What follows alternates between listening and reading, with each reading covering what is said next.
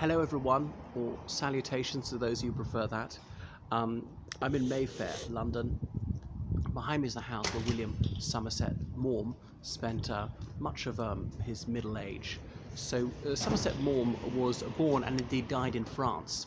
He was born in Paris to British parents. His father was a lawyer at the British Embassy there, but French law said that any male who was born in France was liable to compulsory military service, whether a French citizen or not. So Maugham's father took pains to ensure that his child was born within the confines of the British Embassy, and therefore that was a legally British loam, so his son wouldn't be subject to French compulsory military service. So Maugham had a number of siblings. He doesn't appear to be too close to them. And he spent several years in France. And his parents both died by the time he was 10. He returned to the United Kingdom. He's brought up by his uncle, who Maugham thought was a religious maniac and was not fond of him. French was his mother tongue, so it seemed he'd initially been to school in France, and they even spoke it at home quite a bit. So he didn't speak English well enough, and so he got a hard time for that at school. He developed a stammer partly because of this. He eventually got over a speech impediment. So he went to King's School, Canterbury, which is obviously the religious capital of England, right beside the cathedral, though he wasn't that religious. He was born in 1874, brought up in the Church of England, and he came from a distinguished dynasty of lawyers, solicitors and barristers, and one of his brothers qualified as a barrister, eventually ended up as Lord Chancellor, as in the highest judge in the realm. But Maugham didn't want to go into the law like the rest of his family. He was always a bit rebellious. He was not into sport, so he couldn't abide going to King's Canterbury any longer. He demanded to go somewhere else. So when he was 16, his uncle, who'd taken him in, said, "All right, you can go to university if you want," and he wished to go to Heidelberg in Germany. So he spoke pretty good German. So off he went. It was 1890. Relations between the UK and Germany were very good. There's very little sign that they'd go to war in 24 years' time. So he met a Briton who was much older than himself, or 10 years older, and they began a homosexual affair. I think this might have been his first. So after a brief time there, he came back to the United Kingdom and decided he wanted to become a doctor.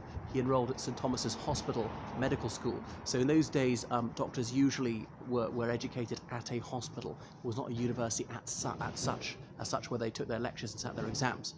And he qualified as a doctor in short order. So he was a polymath, gifted at languages, at the humanities, at maths, at sciences, and then he had some hair-raising experience as a junior doctor in St Thomas's, which is just south of the River Thames, almost directly opposite Parliament, and indeed around that part of London and out of Lambeth, just south of the river, dealing with impecunious patients, multifarious women, and so on. On one occasion, he went into the room where the other junior doctors were taking a break, and he loudly boasted that he'd seduced a nurse within half an hour of meeting, and that they were most impressed by his exploits. He chose not to vouchsafe that the nurse in question was male, because he was into homosexuality at the time. Anyway, so he published his first novel when he was 23, and it was such a rip-roaring success that he quickly gave up medicine, and he never practiced again. He devoted himself full-time to writing Of Human Bondage being one of his best-known novels, which is largely telling his own life story. He's thinly disguised through this the protagonist Philip Carey, and showing the seamier side of life, and writing about various characters, particularly working-class women. And it caused a stir at the time. Some people thought it was distasteful, and showing how people actually spoke in a rather vulgar manner. He recorded Cockney speech too accurately for the taste of many people. Of Cakes and Ale is another one of his novels. Some of his scenes in his novels actually set around here, Mayfair, which wasn't always as swish as you might imagine. And Shepherd Market is a very plush area. Just that away, you can't see it. It's more or less behind that building. But prostitutes used to openly ply their trade there in the late 19th and early 20th century. Somerset Maugham, he moved abroad for a while. The First World War came. He served in the ambulance service. I don't understand really, not as a doctor. Later he went to Switzerland doing an intelligence work for the British Secret Service, trying to find out what the Germans were up to, Switzerland being neutral. He even went to Russia during the Russian Revolution as a spy, so that was obviously a very hairy thing to do. Had been caught by the Bolsheviks, who had been executed. And in the 1920s he travelled extensively in the Far East, and he later wrote about his experience. So he had an absolutely fascinating life. He came back here, and he had an affair with an American woman who's married to a very wealthy pharmaceutical tycoon, Henry Wellcome. This is the Wellcome Trust. So he was named as correspondent in the divorce case, as in he was the cause of it. It was adultery. Divorce was a very expensive, lengthy, and difficult, embarrassing process. There had to be strong evidence of adultery. It didn't actually have to be witnesses or confessions, but for instance, they checked into a hotel room together, this woman, a married woman, and a man who's not a husband. That was considered sufficient evidence. It was a reasonable presumption that adultery had taken place. Anyway, so there was a divorce, and then he married. But he wasn't exclusive to her. He had a number of affairs, and later got into homosexuality again. Lived with Gerald Haxton for years and years.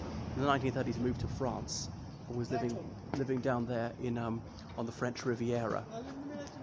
I'm not sure where he. Then it was in Los Angeles during the Second World War, and back in France after the war. Then his longtime boyfriend Haxton died, and lived with another man for quite a few of the last years of his life. So a very different, very daring sort of person, Somerset Maugham.